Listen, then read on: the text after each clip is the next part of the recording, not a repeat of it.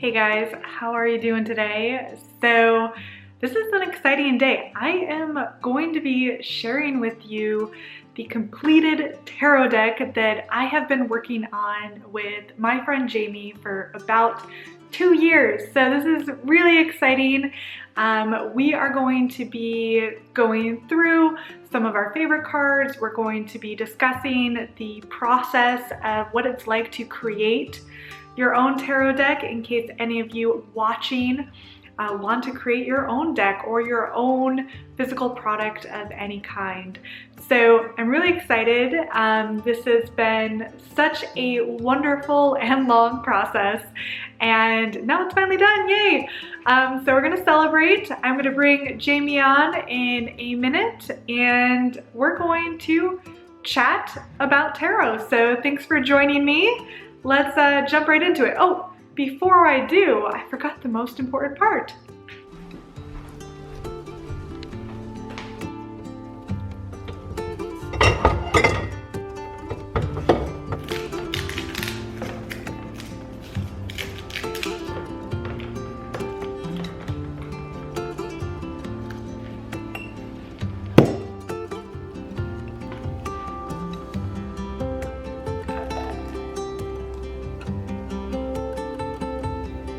Okay, now we're ready. Let's jump right into it.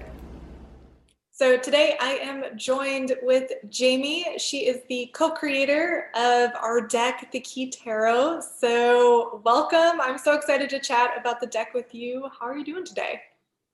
Doing great. Thanks for having me on here. I'm really excited. And I'm even more excited that we have completed this deck together and we're ready to show it off to the world.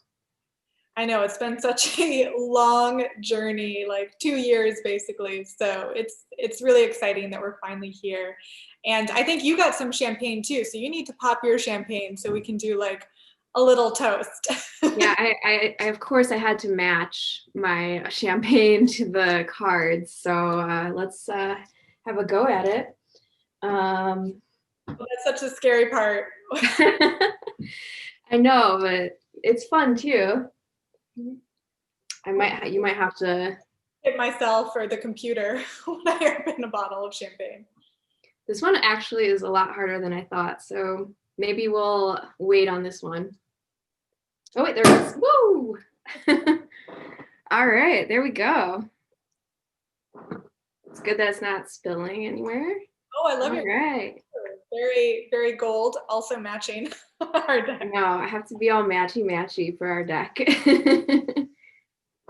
All right, well, cheers. Yay! Mm-hmm. And if you have not seen the deck yet, you can see why she picked gold and black, because our deck, the whole theme is visually is gold and black, and we went hardcore on our gold foiling. So we got the box has gold and on the sides, and then we also there's a booklet in there, and then also the card backs are in gold foil, as well as the edges. So all the edges are gold. It kind of almost looks like a gold brick when you just stack them. Yeah. That's been everyone's comments, like, oh, I just got a gold bar in the mail. Yeah. So that's that was really fun, kind of designing the look of the deck, and that was largely, thanks to Jamie, because she did the graphic design of the card backs. And do you want to share a bit about like what we chose to incorporate in the design for the card backs? Yeah, it was really fun going over that, and in our initial meetings together, I remember we would meet at like a coffee shop all the time and plan this stuff out. This was before all of the COVID stuff. So yeah, we had a lot of fun. We came up with finally, out of maybe 10 different names, the Key Tarot stuck with us. And so after a few iterations, there were a couple sketches previously that were not so great. So that takes time to get through, but we finally got to one that we both agreed upon. And we have this Ouroboros snake key here. And we have all the 4 suits too included. So we have the cups, the swords, the wands right in the corner there, and the pentacles. So try to incorporate all the suits there, as well as our key emblem and a little key hole as well in the corners. Yeah, so it's a lot of little hidden symbols there. Yeah, and I like the name, the Key Tarot, or one of the reasons at least we chose it is I love the idea that like tarot is a tool to unlock, to unlock inner secrets, to unlock the subconscious. So I thought it kind of fit very well. Yeah, And and it was like a lot of I think I've explained this to a couple other people, but like when you actually flip the card itself, it feels like you're opening like you're flipping a door open. So now you have the key to open these doors for yourself. So it all kind of works together. yeah. So I thought it'd be fun to share what kind of were some of our goals or what we were really trying to achieve with the Key Tarot, because our deck is quite a bit different than other decks out there. We actually have a photo-based deck. So these are photographs. Um, and there is some fantastical elements that we added in. We added in a lot of symbolism. But for me, one of the goals, I guess, for the Key Tarot is I wanted to take some of this sacred symbolism, some of these historic archetypes, and by using photography, we could bring them into the modern world. So you could almost envision yourself as one of the figures in the deck. But what about you? What were some of kind of your goals or intentions when we were starting this project?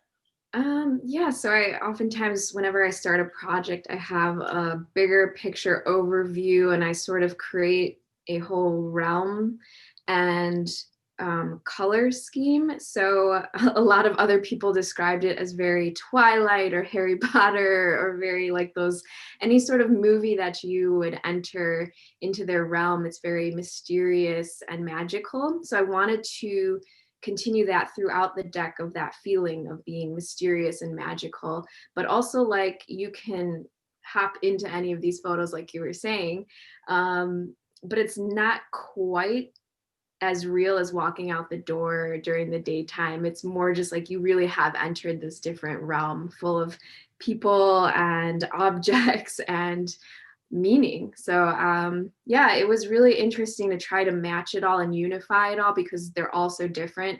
And especially if I'm creating these like sort of dark mysterious tones, how do I implement a happier card into that kind of dark vibe? But I think, you know, working together, we sort of brainstormed, and also getting feedback back and forth of what to tweak here and there with you is just so helpful, to have at least a couple of opinions going on, so that you can have different perspectives and different suggestions as we're going. Because there were a lot of cards we were like, no, let's talk about this for a little while and see what we can do to make it even better, which was really helpful. Because like, especially as an artist, if any artists out there working on projects, sometimes we need that feedback of, is this even looking good? Is this working? Is it portraying what we need to portray? So it's really helpful to have other people, you know, providing opinions and perspectives. Mhm. Yeah, yeah, definitely. And we got quite a few perspectives because we were also, you know, asking other people and trying to get different inputs in to make sure each card visually really fit in well with the wider themes. And I think another goal of mine was to create a deck that would be good for both beginners and advanced readers alike, which is easier said than done, right? One of the decks that I primarily use in my own personal practice is the Rider-Waite-Smith deck, which I'm sure many of you are familiar with. And that's the deck that most people learn tarot on. And I wanted, when it came to our deck, to maintain a lot of the archetypal symbolism in the Rider-Waite deck so that it would be easy for anyone who's kind of still new to tarot but has a rough understanding of some of those symbols to read with our deck. So it wouldn't be too obscure. You're not going to get any symbols that seem to be coming out of nowhere. So it's based in part on the Rider-Waite-Smith deck, but it's not like a clone. We definitely did change things up. We did modernize the images a bit. So hitting that sweet spot of showing how much we value and respect the decks that came before, but at the same time providing a bit of a fresh perspective and keeping it interesting for those people who might be advanced readers. We want to also show them something that maybe they haven't seen before. So that was quite a challenge. How do we stay rooted in that classic symbolism, but create something that really does feel new and innovative? So that was something I was really wanting to achieve with the deck. And I think we did a pretty good job with that. Yeah, it's a really great way to put it, because I know anytime since tarot, before I started this project, tarot was actually a little bit newer to me. And now, of course, I know every card like the back of my hand. But it was really great to try to put a spin on it. And I think there were several cards at least that, there were some, I think we're going to talk about Judgment later. But for instance, that card, I might think that the symbols there are going to be represented better in a certain way, or maybe certain facial expressions might present the card in a better way than even, Rider-Waite-Smith deck might have presented it originally, but while keeping that meaning behind it. And I think that another thing we really, really wanted to bring into this deck, and the whole reason but part of the reason we chose to portray real people is because we want to show the diversity of our community and really bringing everyone together with tarot. I'm noticing, tarot can be a self-study thing, and you can be reading on your own, but really, like, a lot of times we're reading for other people, or getting into these tarot groups to practice and work things out together, and it becomes this whole fun practice. I don't know, it really brings a lot of people together, so it's really fun to see that happening. Yeah, definitely. And I feel like we made a lot of friends through this process too, by connecting with other tarot readers, other witches, other spiritually minded individuals. Sometimes we were messaging people on Instagram, just trying to connect with the members of the community and ask them to be models.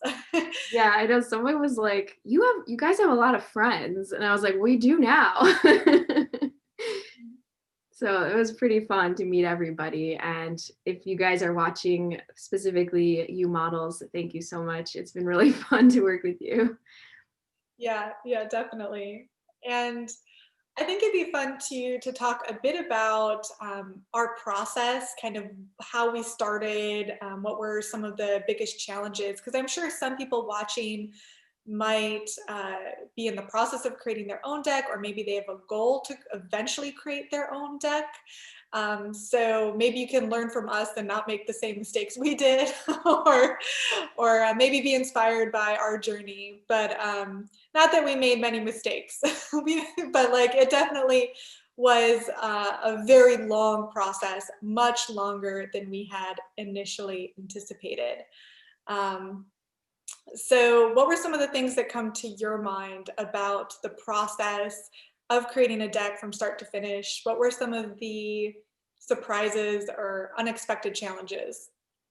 Yeah, I think when people ask me about making the deck, it's always how long did it take, how much money, and how do you find all the resources, and questions like that. And so, funding is obviously something that people need to think about in any project. Do the research, get quotes on things, see what you need to make in order to go through this process. And it is a little bit different for everybody, but when you start off, make sure that you do have some funding for yourself. We self-funded.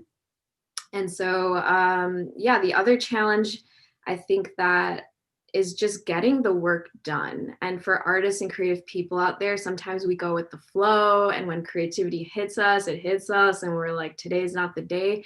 We can't be like that if you're going to finish a huge project like this. You need to crank out the work. And even when you don't feel creative and you feel burnt out, it's really tough to like push yourself. And there were those moments for me. There were plenty of those moments because each card not only involves a photo shoot for me personally or us in the beginning. We were working with people on our photo shoots. Eventually, obviously, we couldn't meet people in person, so that was another challenge. So we had to ask people to send in photos. So we have a mixture of me taking photos and other people sending them in. And yeah, just like the work involved. So not only the photo shoot, but then the photo shopping afterwards, you know, several hours each card, add that up. It's a lot of hours.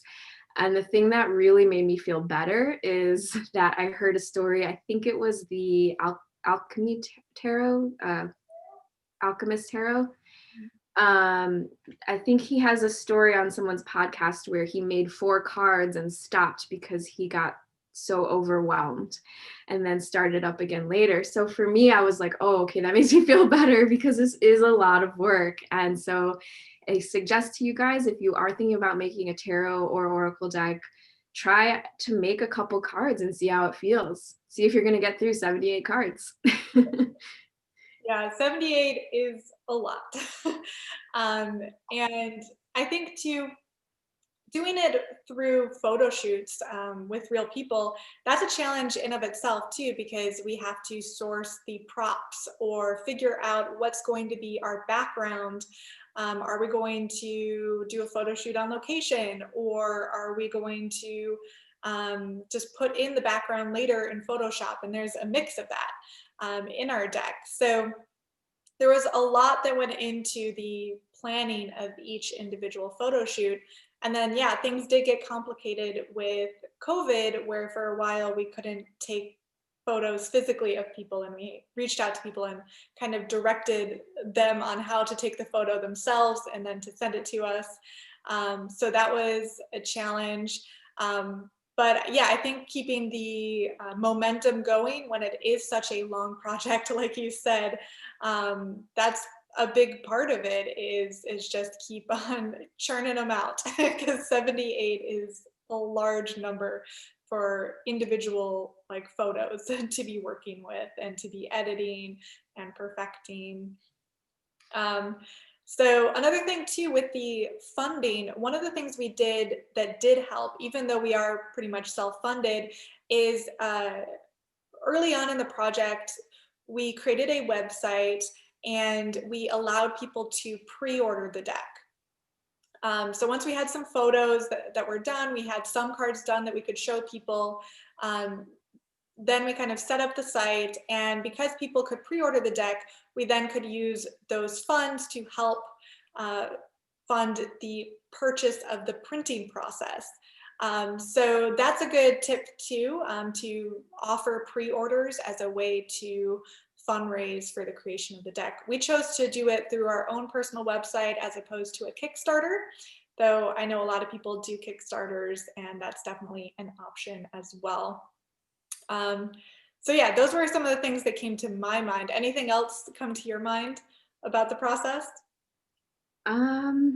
Probably the ending where I had to, oh yes, our original printer canceled on us last minute, and that was pretty awful. So we luckily found a trustworthy printer and were able to get it out. But having patience with things that you can't control is a big tip and challenge, because I had to, and we all had to wait for this deck to come in and wait for it to be shipped. So waiting for me is a challenge in itself. And we also did, I know you mentioned too before, a big challenge was getting our promo video too, was a big process, which was a lot of fun, but it was a little bit of a challenge too. Yeah, we did try a few kind of uh, fun marketing ideas as part of this process. So early on, when we were about ready to launch our website, we came up with the idea of creating a theatrical trailer for Tarot Deck. And one of my friends was a video producer, so we worked with him and his crew, and we scheduled a weekend long film shoot where we had different people. We had some friends come in to be the actors, basically. We did a whole setup. We filmed at a local New Agey shop to get that real kind of witchy background aesthetic, and we kind of came up with a storyline as part of the process. So that was insane to me because it was something I never experienced before, how movie making works. And they had like full on like movie quality cameras on, forget what that, like gimbals and the thing that like rolls the camera down so it's not shaky. And like they were doing like close-ups on our faces. It was really fun, but also like I was like felt a little bit like a movie star throughout that process because It was eye-opening, and I am glad I'm not an actress, is all I can say. Kudos to all you actors and actresses. Wow. yeah, it was a really intense project, but that was really fun. Another marketing piece we did that you can try if you watching are thinking about creating your own deck is when we had like 10 cards done, we went ahead and printed those cards and sent out mini decks to some people in the tarot and spiritual community. So that was kind of a way to have them promote our deck. So they would get these mini decks for free, and then they could do like a mini review on their Instagram or their YouTube. So that was another kind of promotional marketing piece that helped get the deck out there, helped get people aware of it before it was even close to being completed. So we did a lot of kind of mini projects like that throughout the process to keep the momentum going, not just for us, but to keep people aware of the deck and our progress. And we did a lot of fun Instagram challenges. We did Instagram lives every week. So we did a lot of kind of pieces like that. So if you are interested in, creating a deck or a physical product of some kind, to keep in mind that marketing and getting it out there is going to be a big part of it too. You can't just create it, because if you create it and no one's heard about it, no one's going to buy it. And that could be a problem if you self-funded the whole thing.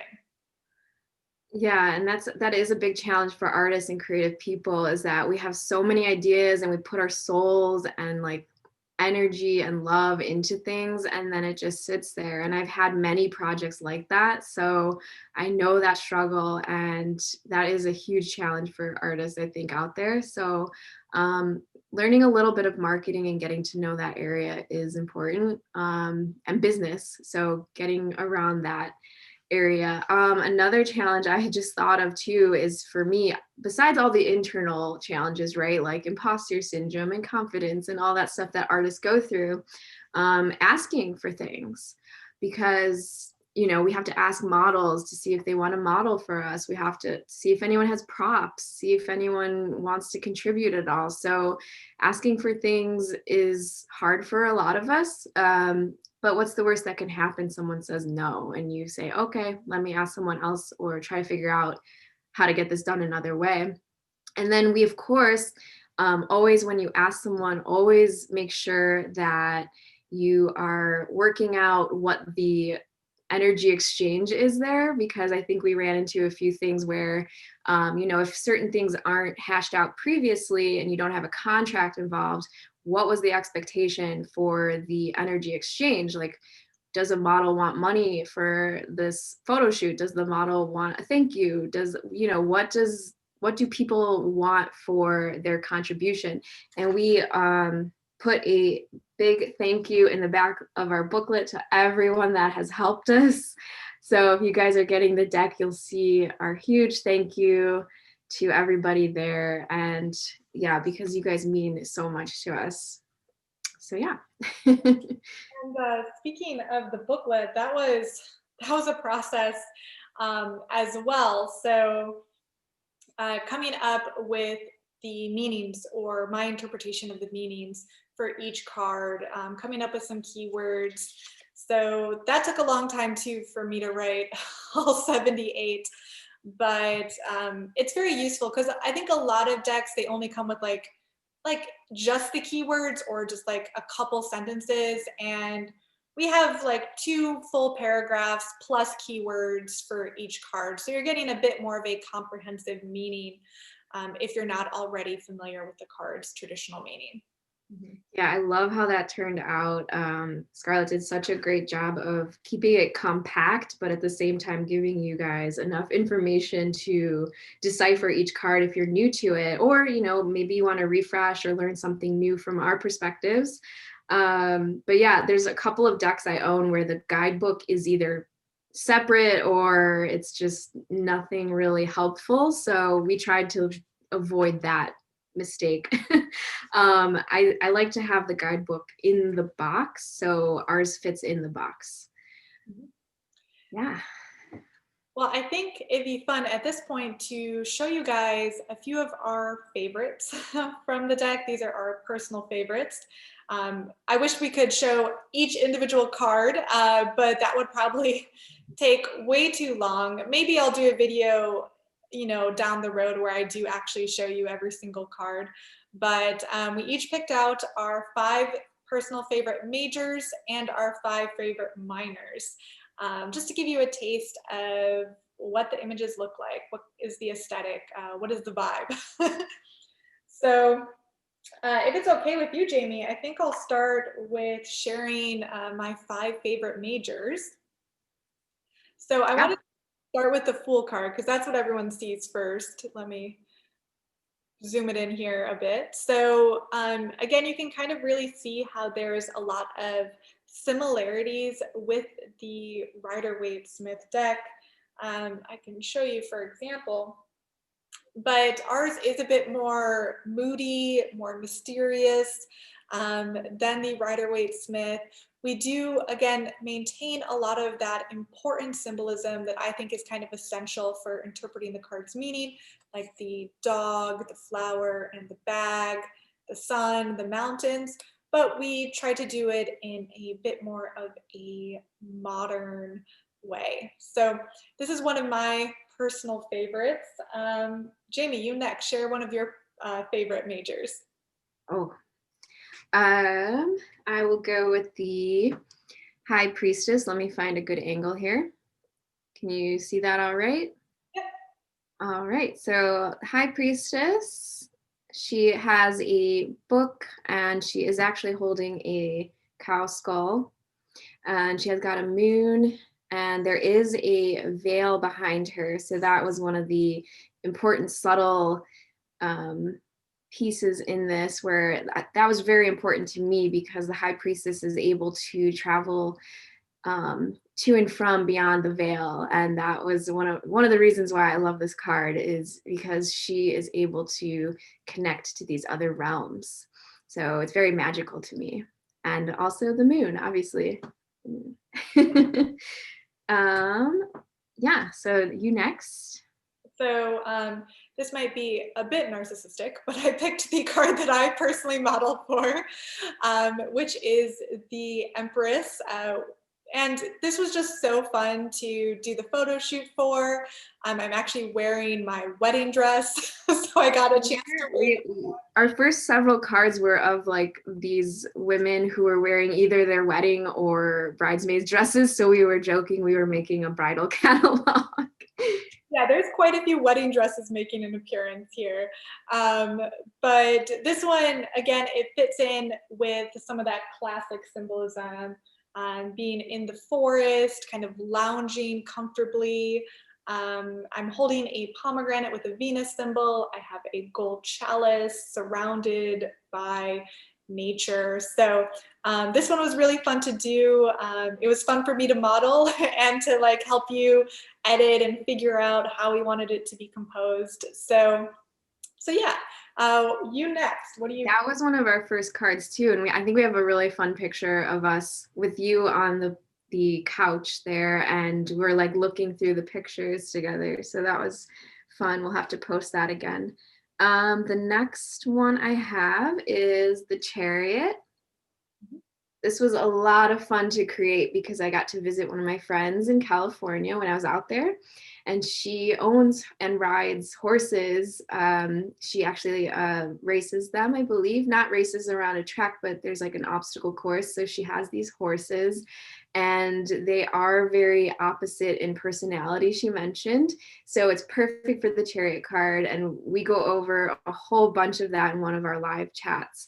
But yeah, I love that there is so much going on here. There's just little subtle symbols like water in the background, and she's leaving the city, and she's controlling these horses with her mind as she's running towards the future. So there's a lot going on here. And there's also balance, like yin yang between the two horses. So yeah, I really loved that. It was really fun to be in this like action photography scene for me. So definitely one of my favorites. Yeah, and the whole kind of like black and white yin yang horses fits in really well with the like Rider Waite Sphinx idea. But we're kind of doing an homage in a way to some of the earlier decks like the Visconti Sforza and the Marseille that do feature horses. So it's kind of a combination. So we also took influence from some of the more older historic decks as well with some of our cards. Next, I have Strength. This was modeled by one of my friends, and this is actually one of the ones where she's also wearing her wedding dress. And this one I think is just so beautiful. It's one of my personal favorites in the Rider Waite deck, and I think in many decks. I just love the visuals, the contrast between the fierce lion and the gentle woman. And yeah, it was fun to do the photo shoot for this as well. And I think for you, you took a photo of that lion when you were in like South Africa or something and kind of pieced the two photos together, because it's not like we could actually bring a lion in to the photo shoot. So yeah, I think that this one turned out pretty well. Yeah, I liked the contrast on there. And also, yeah, I was excited to be able to use some of my travel photography. Don't always get to use that as hundreds of pictures as we go traveling. So glad to be able to use that one. Yeah, and next, I was gonna go in order by number, but I'm not gonna wait for that. So the next one I have is Temperance, trying to avoid the glare here. See if I can move the light a little bit.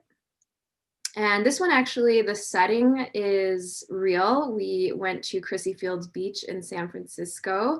And yeah, so she has her foot a little bit in the water there. It's a really beautiful beach. And it actually worked out perfectly because in the Rider-Waite-Smith deck, there are yellow flowers in the background. And when we went to this beach, there were yellow flowers in the background. And we were just like, this is meant to be. So yeah, and I just love the symbol of her pouring back and forth this water, or I believe it's actually supposed to be, is it supposed to be something else? It's meant to be water, but one of the interesting things about Temperance is it's flowing against gravity. So it's starting in the bottom chalice, or it's meant to look like it's starting in the bottom chalice and then kind of moving upward. So it's representing your own kind of ascension. And it's also with the angel, you know, having a magical ability to do something that we mere mortals cannot. Yeah, definitely. And I love that she has, you know, one foot in the water, one foot on land, kind of in between again, sort of blending these different ideas of reality and maybe subconscious or emotion or something like deeper underneath the surface. So yeah. Let's see, next I have Wheel of Fortune. Um, this one is always a puzzle for people because there's so much fascinating symbolism here. And I wanted to make sure we kept a lot of that symbolism because it's really fun. And so we do have representations of the 4 fixed signs of the zodiac, which do represent the 4 elements. And then we also have the sacred wheel and all of the symbols within the wheel itself. So you have the Hebrew, you have the letters that spell tarot or rota, depending on how you read it. So I think this one turned out really well. The Wheel of Fortune is one of my personal favorite tarot cards because it's meant to be very mysterious. And I really like how we were able to keep those symbols in our interpretation of it. And I know that one we kind of went a little back and forth on. Did we want a person in the middle? Did we want just the person representing one of the symbols? But yeah, I think we came up with a good solution here. And I know the model herself, that's her favorite card too. And when I was asking, I was asking her if she's ready to represent and personified chaos, and her boyfriend was like, oh, it's perfect. So that worked out really well. Yeah. And next I will pick the Star card, which a lot of people are predicting that this might be the year of the Star card because of how Tower-like our last year was. So hopefully this year, I would hope so, that this is the year of the Star card. It is always a bright beacon of light. It represents to me meditation and really getting your energy centers. These are like your inner energy centers, your chakras. So meditation and inner work, as well as nourishing both land and water. Again, I'm noticing a pattern here. And yeah, I just like that it's so serene, and she is doing what she can to connect to both of these elements and really working on herself in a bright, hopeful way. So yeah, we can all hope for the Star card this year. Yeah, and speaking of the Tower and the Star card, I wanted to show you guys the Tower card because 2020 was such a Tower year. And this card is obviously not a good one to get in a reading, but it's important as a deck creator that this card really pops, and I think we did a really good job with this one. Jamie kind of composed the image where it does kind of look like the tower is breaking into from the lightning. It's on fire. You're really kind of showing everything collapsing, a moment of complete chaos and disarray. So I really like how this one turned out, and I think it really does portray that tower feeling, but within a photograph. Mm-hmm. Yeah. Yeah, that was fun to make. Just lots of doom. So hopefully we are entering, or we're now in a Star card year, leaving the Tower year behind us. Let's hope. Yes. And then my last major card of choice is Judgment. I had, let me get the glare out of there for you guys. So Judgment depicts an angel above people who, or she or he, the angel, is sort of calling up people to rise from the dead or from asleep. And so I thought it would be really cool if we could show sort of people coming out of the water, waking up out of the depths of the ocean and being called forth to come out of the ocean and come out of this sort of sleeping or death-like state and rise above the surface. So I really had a lot of fun interpreting that in a different way than the Rider-Waite has, sort of like these gravestones. So it's a little bit of a twist on this one, and I really had a fun time with that. And plus, she's floating. I love levitation photography, and it ended up kind of looking like a Renaissance painting. So I'm excited about that. Yeah, I think that one turned out really well. And in a lot of interpretations, I find them a little like morbid because they're usually showing people coming out of coffins. So I like the idea of they're about to break through the water. It's a little zombies and dead people. Right. And it's a little bit less kind of Christian imagery too. So the Rider-Waite deck does have a few cards that are very Christian oriented, and ours kind of strays away from that. We do have like some Christian symbols, like We have the snake and the apple in the Lovers card, for example, but we try to not do too many of those.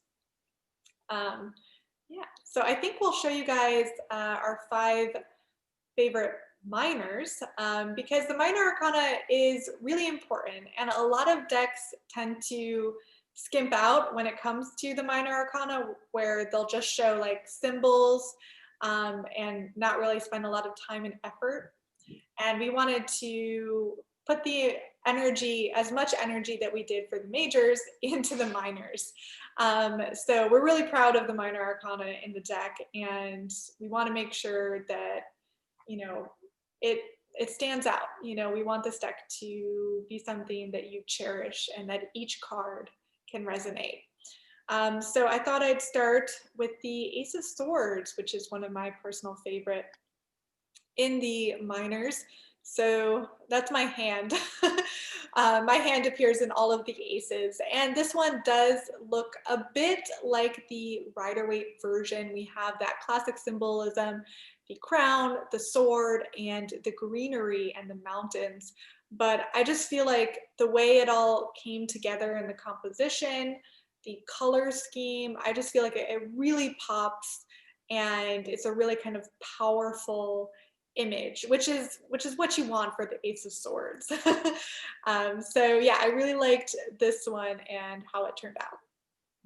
Yeah, and I think a lot of people like wonder or curious how much is photoshopped in each card, which, you know, we don't have time to go through all that, but I know for this one, all the foreground is real, even the greenery and the crown we actually had on strings, hanging with the sword in the middle. So yeah, that's not photoshopped actually.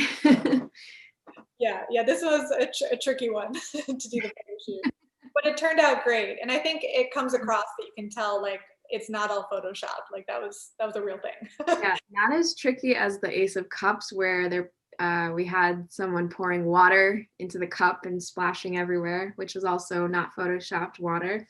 Some of the water is photoshopped, but we did actually pour water into a cup. So next is, I'll stick with cups here, and we'll go with Page of Cups.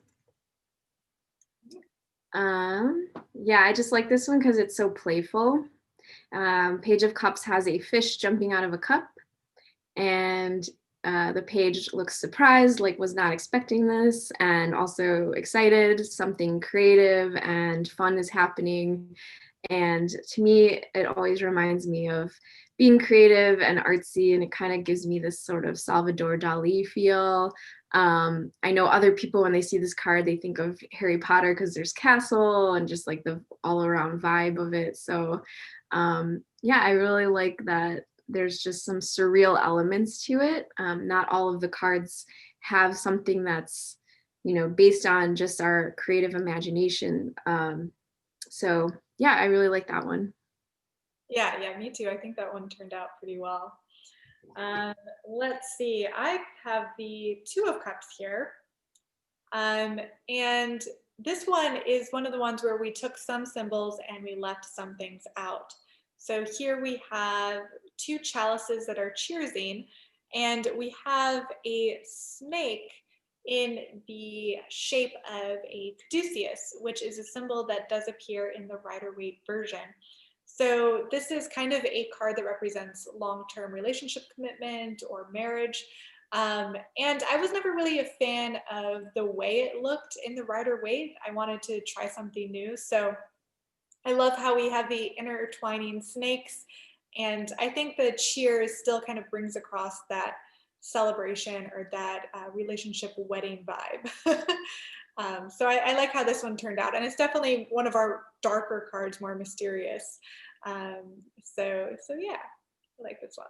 Yeah, we did decide not to incorporate people in all of our minors, which both artistic decision and, you know, for helping us out with making the project a little easier as well. But I like when some of them don't have people, but I think I chose most of my favorite minors that have people. So that's a really great one.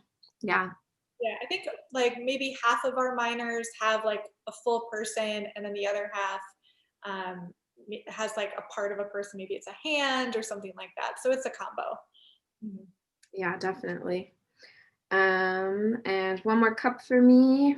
The Eight of Cups was a fun one to make. Let's see if I can get a good, sometimes the glare on these cards is a little bit tough to capture the full essence here. So the Eight of Cups was really fun. This was another one I shot in California at a location called Sutro Baths. And so the entire landscape is real. And I actually had to place these cups all around the beach, and it was pretty chilly out, but we wanted to capture pretty close to the Rider-Waite version, where someone is sort of leaving the scene, and after all of these cups have turned over and there's a water, waves crashing, it's very kind of gloomy, but travel is involved, moving on. So I really liked being able to shoot a whole scene and have that as the card, not too much photoshopping. So I like the way that came out. Yeah, that one's cool how it's got like the water spray coming in. So that was like I highly recommend visiting that location if you guys get a chance. Let's see, I have the Three of Wands, which is one of our few cards that feature a city scene. In this case, it's Chicago. The model for this is Dan. If you listen to the Cosmic Keys podcast, which I used to co-host, so he was our model for this one. And I just really like how this turned out, because the Three of Wands is like looking out onto the horizon and planning out your empire, how you're going to make your mark in the world, and like going for it. And thinking about expansion, how can you continue to grow and develop? So I feel like a city scene fit very well. And for this one, we went to, I think it was the top floor of your apartment building at the time, on the deck, to get this shot where you could really see the Sears Tower in the background.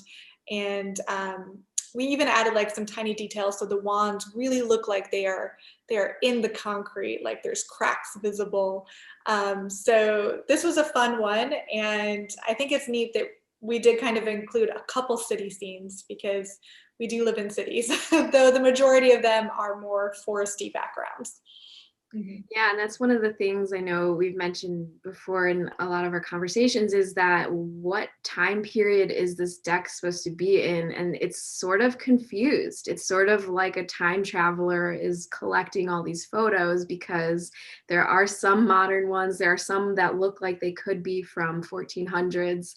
And I think that is part of our goal here. We want it to be kind of classic and not really put in a specific era. So I think that one was a perfect representation of what you're talking about, overlooking something. What better way to show an empire growing than a huge skyscraper?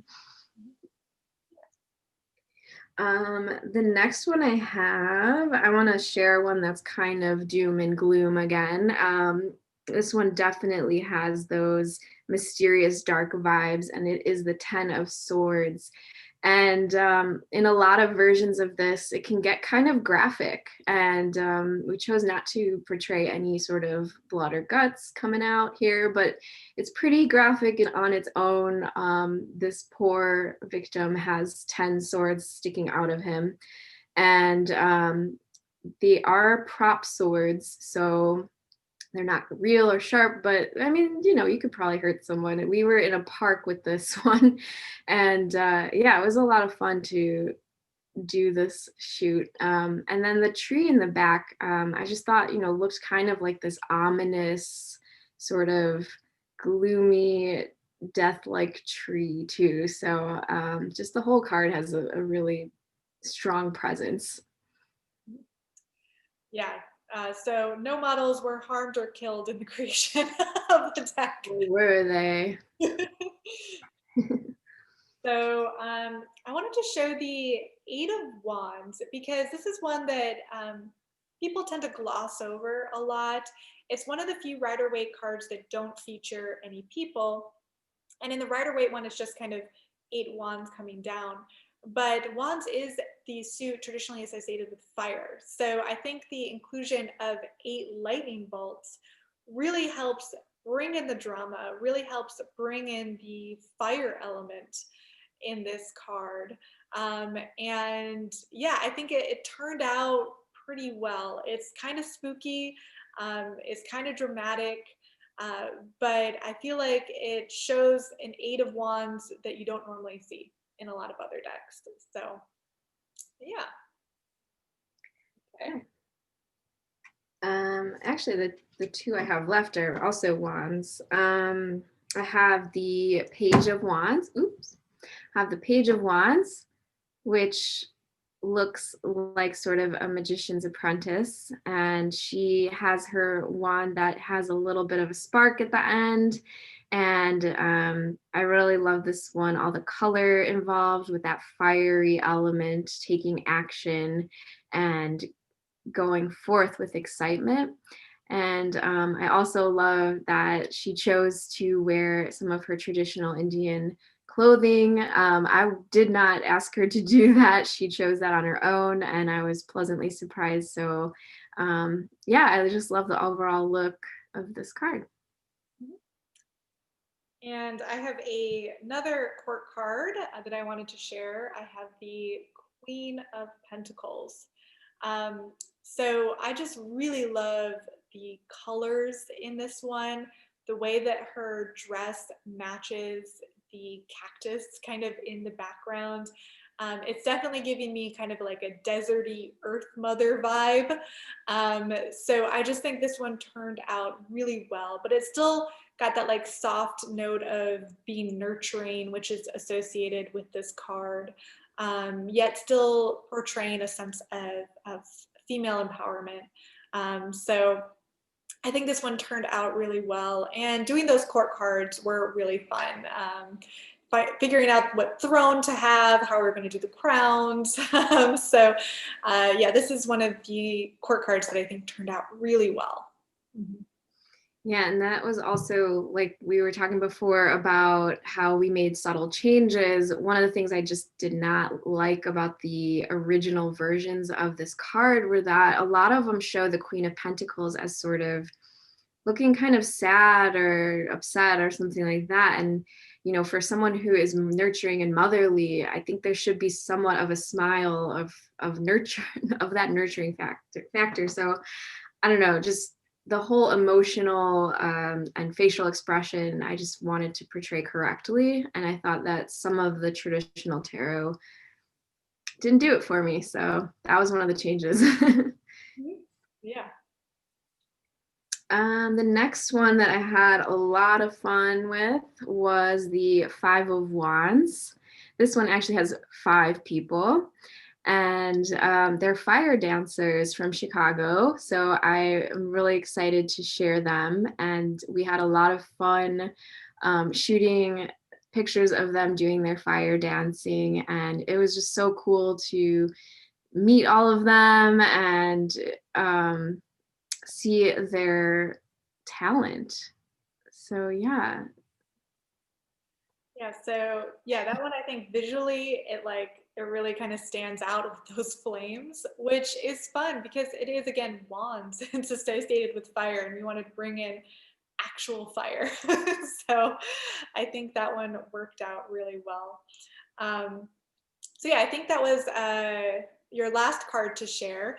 Of course, we have pictures of almost all of our cards up on our Instagram. We also have pictures on our website, so definitely check that out.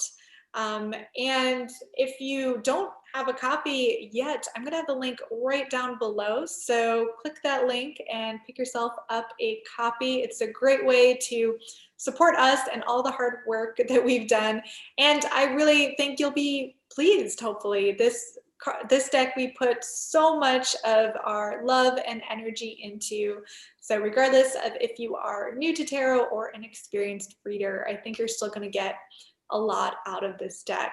And I also hope this video was helpful for you people who might be either creating a tarot deck or an oracle deck of your own, or are interested in doing that in the future, kind of getting this behind the scenes view of the process, peeling back the curtain a bit, what's really involved, how much time it takes, some of the difficulties, some of the challenges.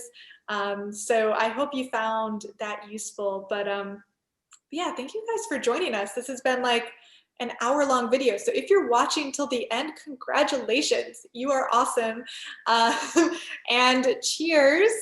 And thank you guys so much. And we will talk to you all later. Okay? Good. See you later. See you later. Bye.